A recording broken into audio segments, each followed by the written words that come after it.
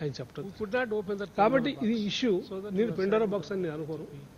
ఇది ప్రజల సమస్య కాబట్టి దీన్ని పరిష్కారం చేయాల్సినటువంటి బాధ్యత కాంగ్రెస్ పార్టీ మీద మా గౌరవం కూడా దీన్ని పరిష్కారం చేయాల్సినటువంటి బాధ్యత ఆ గౌరవాన్ని అది సమయాన్ని బట్టి వాళ్ళు చేయాల్సినటువంటి ఆ గౌరవాన్ని బాధ్యత వాళ్ళు ఉన్నారే తప్ప ఎవరిని చిన్నపుచ్చడానికి కానీ ఎవరిని లెడ్డౌన్ చేయడానికి కానీ ఎవరిని లేకపోతే తెలంగాణలో ఉన్న మేధావుల్ని ఎవరిని అవమానపరచడానికి కానీ అందులో తెలంగాణలో ఎవరైనా బయట మాట్లాడుకుంటున్నారు దానికి ఎవరు సమాధానం చెప్పలేదు. ఎవరికి ఒక ఆంధ్రుడు మాట్లాడాడని తెలంగాణ ఆయన మాట్లాడితే తెలంగాణ ఆయన మాట్లాడాడని ఆంధ్రుడు మాట్లాడితే ఆ విషయాలు మనం తీసుకొచ్చి ఈ ఇష్యూ మీద ప్రభావాన్ని చూపించలేదు. కాబట్టి నేను మూర్తి గారిని అడిగేది మీరు ఏ దిశలోకి వెళ్లాలని మీ ప్రయత్నం ఉందో ఆ ప్రయత్నంలో మేము మాకు చేతనైనంత వరకు మీతో ఉండడానికి మాకు అభ్యంతరం లేదు. కానీ ఈ విషయాన్ని పొలిటికల్ యాంగిల్లో వెళుతున్నాం. నిన్న కూడా కలిసి వచ్చాం. ఈ విషయాన్ని మీలాంటి పెద్దలు కలవండి మీరు వచ్చాం. దానివల్ల కూడా ప్రభావం ఏ రకంగా ఉంటుందనేది మీరు చూడాల్సి వస్తుంది. ఒక్కటి మాత్రం చెప్పడం ప్రభావం కాంగ్రెస్ పార్టీలో ఇక్కడ తేడాలు ఉన్నాయి, ఢిల్లీలో కూడా ఎంపీల్లో తేడాలు ఉన్నాయి. కాంగ్రెస్ పార్టీకి కష్టకాలం ఉంది. ఈ విషయం మీద కష్టమైనటువంటి స్థితులు ఉన్నాయి. దానివల్ల మేము తొందరపడి ఏ నిర్ణయానికి రావడం లేదు. ఒకసారి పివి గారు చెప్పారు చాలా ఆలస్యం చేస్తున్నారు మీరు అంటే తప్పు చేస్తేనేమో తొందరపడి తప్పు చేశారంటారు. ఆలోచించి చేద్దాము నెమ్మదిగానంటే ఆలోచన లేట్ అయిందని అంటారు. కానీ లేట్ అయినా మంచి నిర్ణయం చేస్తే మంచిదేమో అని మాట ఆయన పెద్దలు చెప్పడం నాకు బాగా గుర్తుంది. కాబట్టి మూర్తి గారికి మీ పెద్దలందరికీ నేను మనవి చేసేది let us not be emotional. కాబట్టి దీనిలో ఇమోషన్స్ మీరు ఇండక్ట్ చేయాల్సినటువంటి అవసరం లేదు. Let us not be emotional. ఉద్యమాలు ఇండక్ట్ చేయాల్సినటువంటి అవసరం లేదు.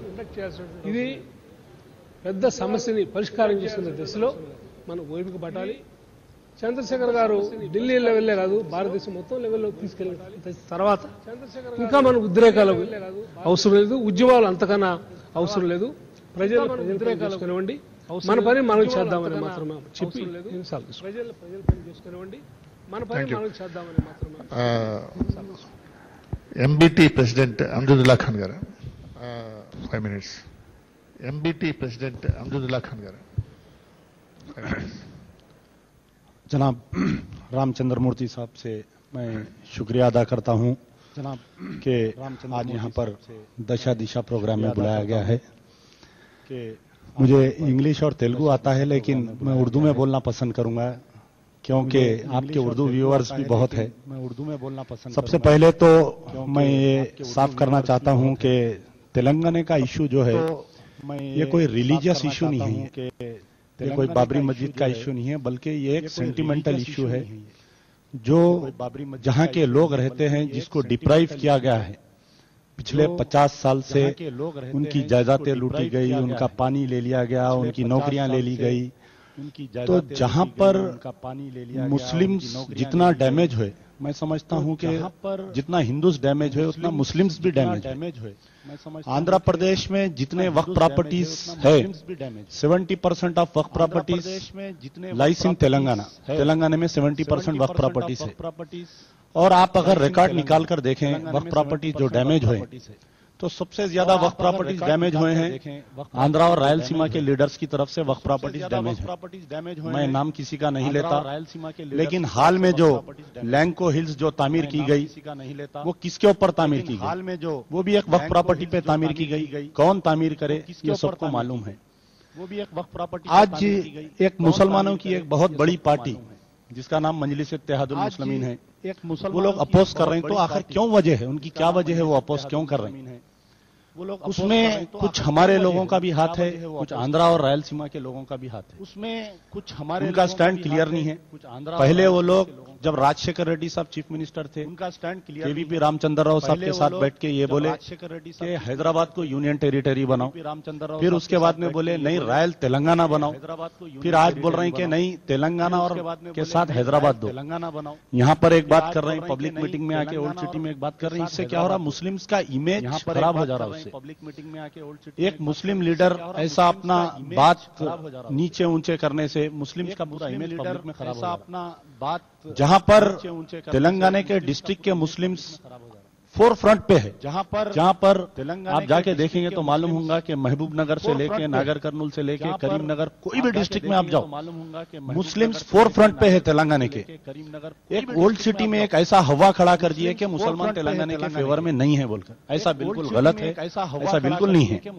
अब रही बात यहाँ पर गलत है, जैसा कि इसको एक कम्युनल इशू भी बनाई भी, यहाँ पर जहाँ जब भी तेलंगाना का डिमांड उठता, वटोली का जो इशू आया रिसेंटली, वटोली के इशू क्या था, पूरा स्टेट मैनेज इशू था। वटोली में जो एक घर में डाल के 8-10 मुस्लिम्स के खानदान को जलाए, वटोली का जो इशू है स्पेशल घर में डाल के उसको इंटेंशनली बनाया गया कि तेलंगाना के इशू को सप्रेस करने के लिए एक वटोली का इशू बनाया गया, ये एक बात है। और एक दूसरी ये बात है कि जहां पर आज आंध्र प्रदेश में हम 12% है, अगर कल के दिन तेलंगाना अलग होगा तो हम 22% से 23% मुस्लिम्स होंगे, बार्गेनिंग पावर हमारा बढ़ेगा, ताकि जो भी गवर्नमेंट बनेगी हम उसमें बार्गेन कर सकते हैं, हमारी बार्गेनिंग पावर बढ़ सकती है, ये मुस्लिम्स के लिए फायदेमंद होगा। इस तरीके से रिसेंटली जो मक्का मस्जिद में ब्लास्ट हुआ था, ब्लास्ट के बाद में कोई भी पॉलिटिकल पार्टी असेंबली में आवाज नहीं उठाई, सिर्फ एक टीआरएस के हमारे नैना नरसिम्हा रेड्डी साहब इसके ऊपर आवाज उठाए थे। हालांकि वहां पर मुस्लिम एमएलए थे, मुस्लिम एमएलसी थे, कोई भी मुस्लिम्स के लिए आवाज नहीं उठाए, ये एक बात है। और एक दूसरी बात यह है कि आज सेंटर में जो कांग्रेस के लीडर्स है, और एक दूसरी बात ये जो हाल में जो एमपी एमएलए जो रिजाइन करे, मैं समझता हूं कि ये लोग पार्टी से भी रिजाइन कर देना है, जो रिजाइन क्योंकि ये पार्टी से अगर रिजाइन करेंगे तो ये लोग वापस तेलंगाना में जा सकते, ये एक हमारा मशवरा है।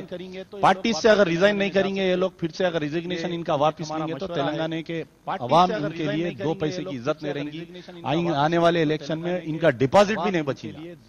ये चंद बातें हैं और ये क्लियर कट हम ये मैसेज देना चाहते हैं आपके द्वारा कि Muslim is not against Telangana, Muslims are in favour of Telangana.